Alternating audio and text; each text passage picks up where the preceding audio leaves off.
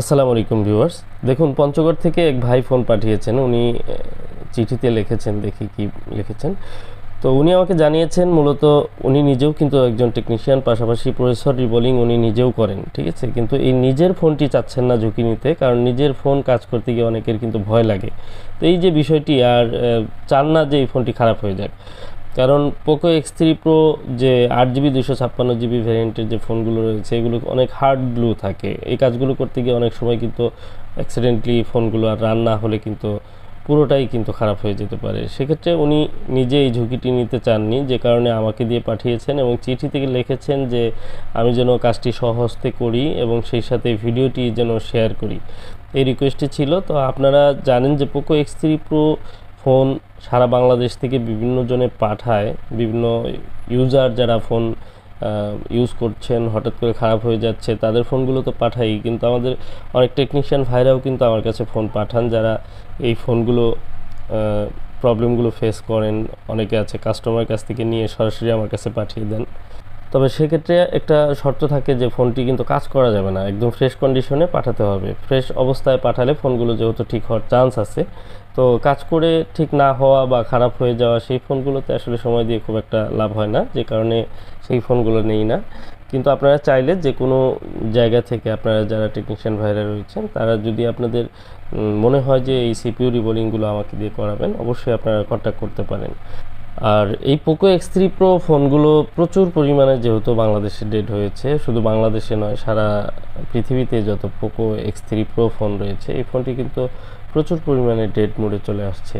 তো ইন্ডিয়াতে এই ফোনগুলো কিন্তু ওরকমভাবে রিপেয়ার প্রথমত হয়নি। আর বাংলাদেশে আমি বলবো যে আমি পোকো X3 Pro যখন থেকে আমি রিপেয়ার করছি, তখন হয়তো খুব কম লোকেই পোকো X3 Pro রিপেয়ার করতো, এখন অনেকেই করছে।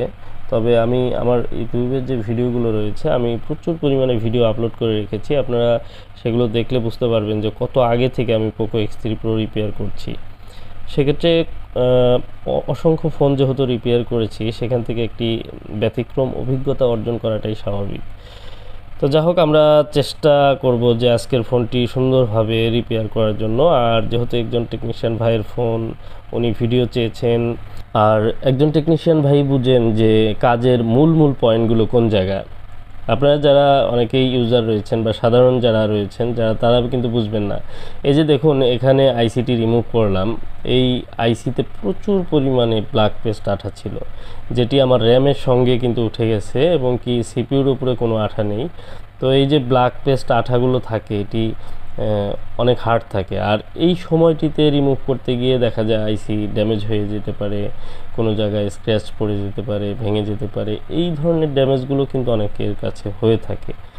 আর এই ক্ষেত্রে আমি অ্যাডভাইস করব যে আপনি যখন আইসিটি রিমুভ করবেন, তখন খুব ধীরে ধীরে আইসিটিকে বোঝার চেষ্টা করবেন, মেল্টিং পয়েন্টটি বোঝার চেষ্টা করবেন। আইসিটি হিট হচ্ছে কতটুকু হচ্ছে, এবং সেটি কি নিচের বলগুলো কি গলার মতো হয়েছে কিনা। সেগুলো যদি গলে যায়, ছেড়ে দেয়, তাহলে আপনি তখন একটি প্রেশার ক্রিয়েট করে হয়তো আইসিটিকে উঠাতে পারবেন।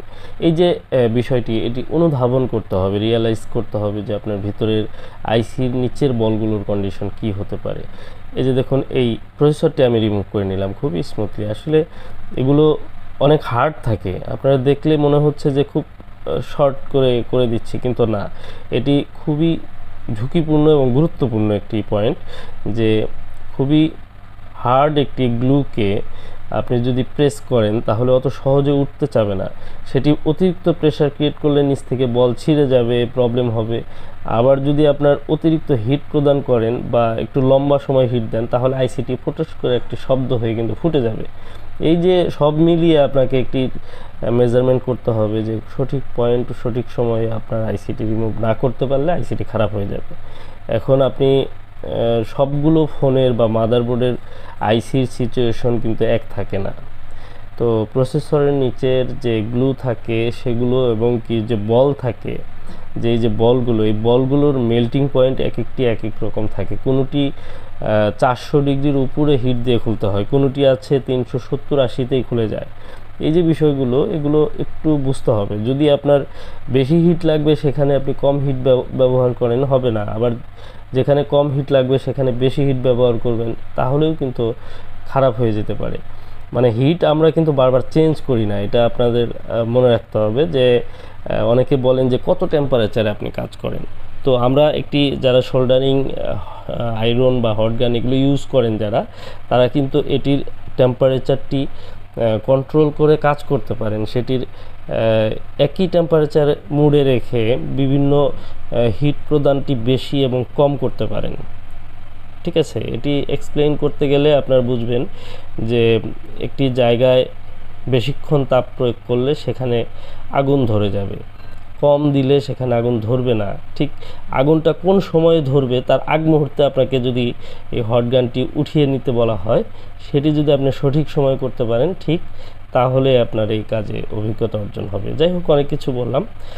তো আসলে কাজ শেখানোর মতো ব্যক্তি আমি নই, আমি নিজে কিছুই পারি না, আমি নিজে শেখার চেষ্টা করছি, কারণ প্রতিনিয়ত কাজের চাপ এবং প্রেশারে রয়েছি। আর কিছু বিষয় রয়েছে ব্যক্তিগত, যেমন জমি সংক্রান্ত একটি মামলা, কয়েকটি মামলা, মানে সব মিলিয়ে 6টি মামলা এখন হ্যান্ডেল করতে হচ্ছে।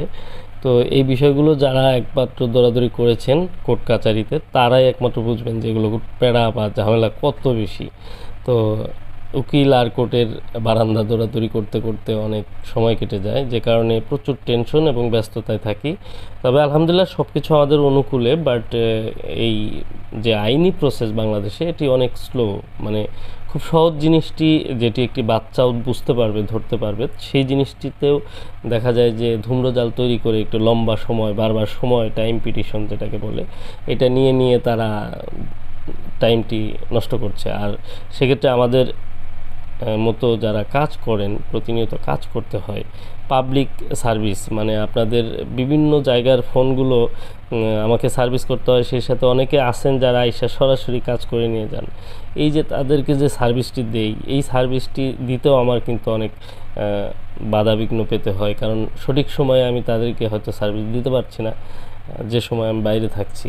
তো এই বিষয়গুলোর জন্য আমি খুব ঝামেলায় থাকি, আর মেন্টালিও অনেক সময় অনেক টেনশনে থাকি, যে কারণে এই সলিউশন বা কাজের ট্রিক্স অনেকে চেয়েছেন যে ভাই কিছু কাজের ট্রিক্স দেন। ট্রিক্স এখন দিতে গেলে আসলে আমি কি বলবো, যে একটি কাজ আপনি যখন করবেন তখন প্র্যাকটিক্যালি আপনার অনেক বিষয়ের নলেজ চলে আসবে, কিন্তু আপনি কাজ না করলে শুধু আপনি যদি বিভিন্ন বিষয়ে জানার চেষ্টা করেন তাহলে লাভ নেই। প্র্যাকটিক্যালি কাজ করতে গেলে হয়তো অনেক কিছুই শিখতে পারবেন, জানতে পারবেন। এরপরেও যারা ট্রেনিং সেন্টারে শর্ট টাইমে অনেকে আছেন যে এই ধরনের কাজের ট্রেনিং দিচ্ছেন, তাদের কাছ থেকে আপনারা ট্রেনিং নিতে পারেন, বাট এরকম ভিডিও দেখে সরাসরি কাজ করাও সম্ভব না। কিছু ক্লু এবং কিছু প্র্যাকটিস কিন্তু আপনাকে করতে হবে। এক কথায় আপনি হাঁটা শিখতে গেলে আপনার কারো হাঁটা দেখতে হবে না, আপনি অটোমেটিকই হাঁটা শিখে যাবেন। ঠিক তেমনি কাজ যখন আপনি করতে চাবেন তখন কাজ আপনাকে আপনার লক্ষ্যে পৌঁছে দিবে। তো যা হোক, আলহামদুলিল্লাহ আমার ফোনটি ক্যামেরা সহ সব কিছু ঠিকঠাক আছে। আর আজকে প্রচুর পরিমাণে বিদ্যুতে প্রবলেম করেছে, বারবার বিদ্যুৎ চলে গেছে আবার আসছে, এই কারণে কাজে বেশ বিঘ্ন হয়েছে। তো আজকের মতো এই পর্যন্তই। আসসালামু আলাইকুম রহমতুল্লাহ।